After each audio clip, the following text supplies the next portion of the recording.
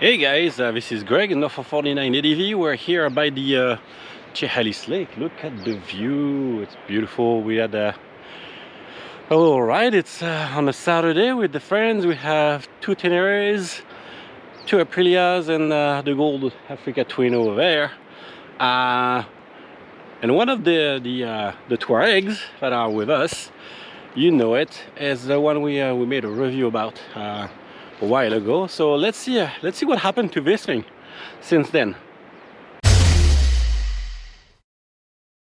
All right, in the segment title, where are we now? Well, as you can see, it still looks like the bike we saw, but a few things have been done to it. The most obvious one is the high fender kit, and this is like homemade high fender kit by FX. It's really well done. Spent a lot of time doing it.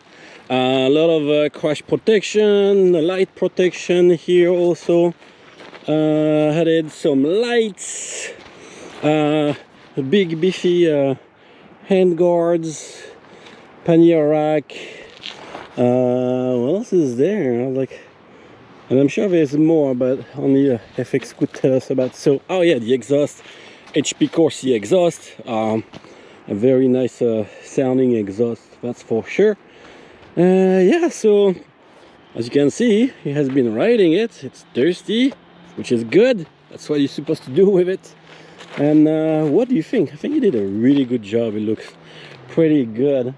There's another one over there. It's more like OEM, but I think it looks good.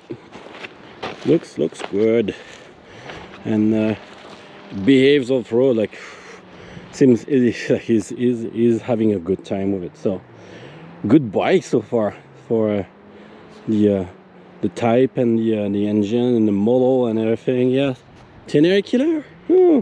Still undecided, but it's very close. I'll tell you that, it's very close.